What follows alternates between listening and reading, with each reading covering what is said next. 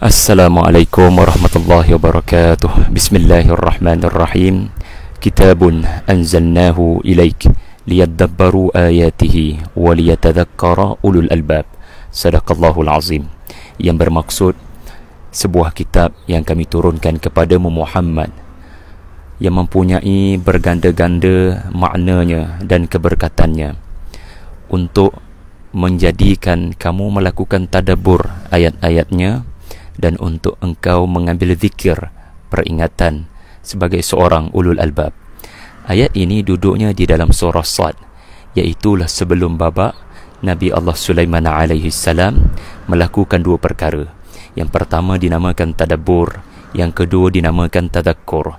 Dan ini yang berlaku apabila Nabi Allah Sulaiman alaihi salam yang seringkali membaca Taurat. Di dalam Taurat ada banyak ayat mengenai al-adiyat, iaitulah mengenai kuda perang. Namun ayat di dalam Taurat tidak memadai. Ia perlu dilihat sendiri daripada kuda perang itu sendiri. Lalu Allah gambarkan bagaimana Nabi Sulaiman melihat kuda perang as-safinat al-jiyad. Ini adalah tadabbur, iaitulah ayat Allah di dalam kitabnya.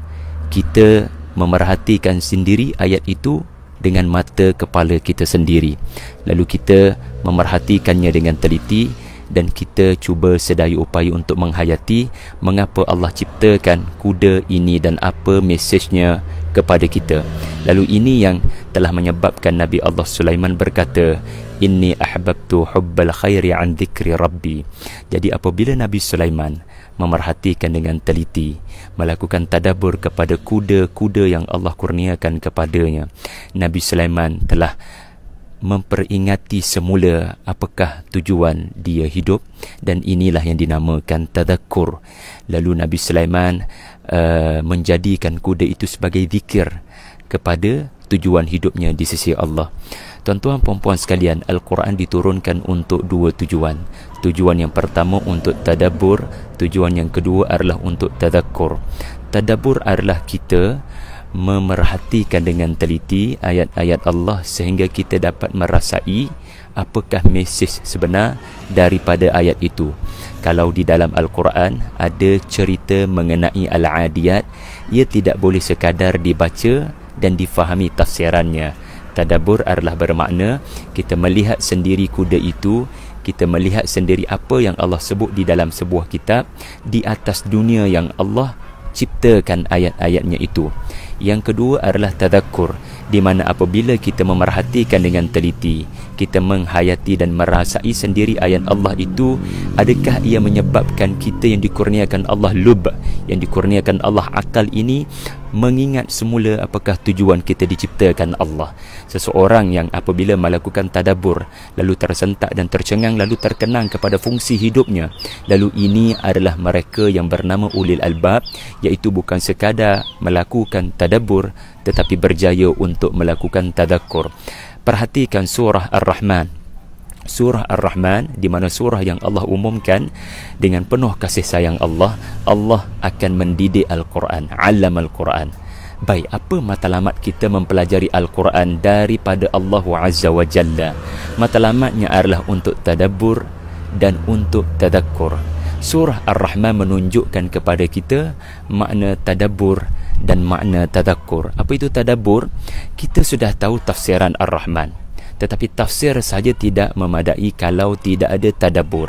Kita tahu Ar-Rahman bermakna yang maha pengasih, yang mempunyai sifat rahmat yang tidak boleh dibayangkan dengan fikiran, belas kasihan yang berlaku sekarang, yang manusia tidak minta tetapi Allah kurniakan kepada mereka.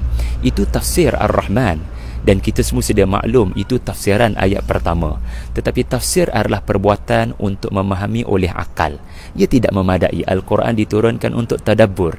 Maka disitulah surah Ar-Rahman menunjukkan bagaimana tadabbur perkataan Ar-Rahman dengan hati dan perasaan, tidak cukup dengan akal, sehingga Allah memperdalamkan makna Ar-Rahman dengan 76 ayat sebelum ayat terakhirnya, ayat 78, Tabarakasmu Rabbik.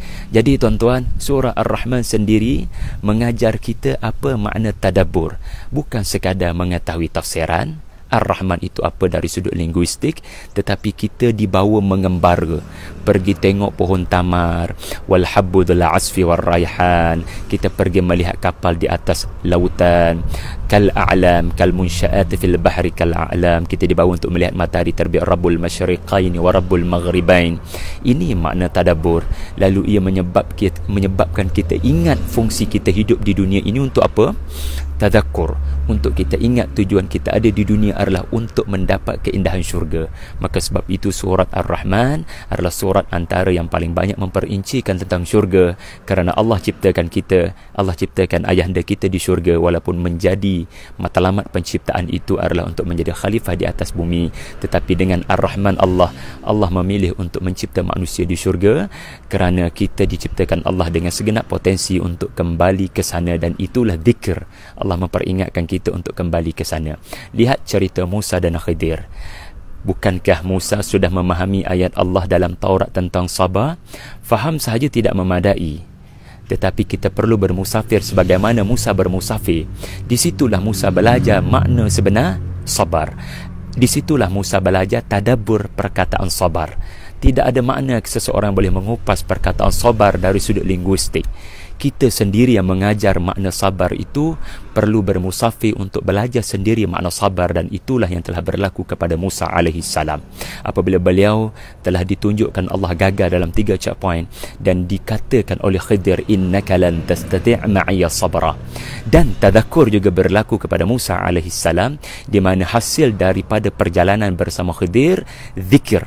Kita boleh lihat di 3 checkpoint, Khidir melakukan proses tadakkur kepada Musa, mengingatkan semula Musa apa yang telah dia pesan sebelum perjalanan bermula, bahawasanya kamu wahai Musa tidak akan sabar. Jadi mengingat semula, mengulang semula peringatan yang sama, tetapi konteksnya berbeza. Inilah tujuan Al-Quran diturunkan. Perhatikan surat Ar-Rahman, bukankah pengulangan sampai 31 kali perkataan fabi ayyi ala'i rabbikuma tukadziban?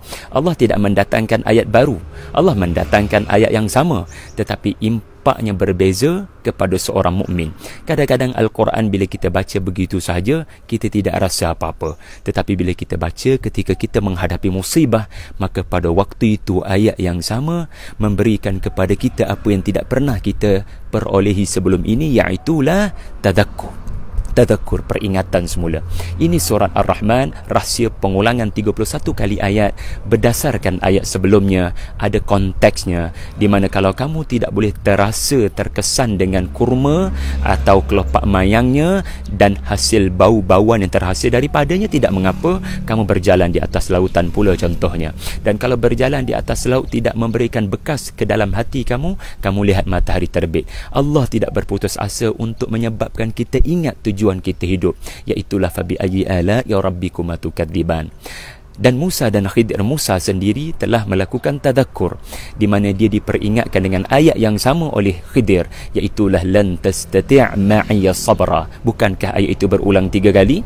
Inilah maksud zikir, diulang-ulang, tetapi bukan untuk tujuan membosankan pembaca Quran, tetapi untuk mengingatkan pembaca Quran, kerana ucapan Allah bukan ucapan manusia, walaupun zahirnya kelihatan berulang, namun apabila konteks hamba Allah itu akan mempengaruhi sejauh mana dia terkesan dengan ayat yang dia dengar. Jadi ini antara perkara yang saya akan kongsikan dalam konvensyen tadabbur yang dianjurkan oleh Tadabbur Center bersama dengan Universiti Islam Antarabangsa Malaysia di Paguh, insya-Allah pada 4 November ini 2017. Bertemu anda di sana. Wassalamualaikum warahmatullahi wabarakatuh.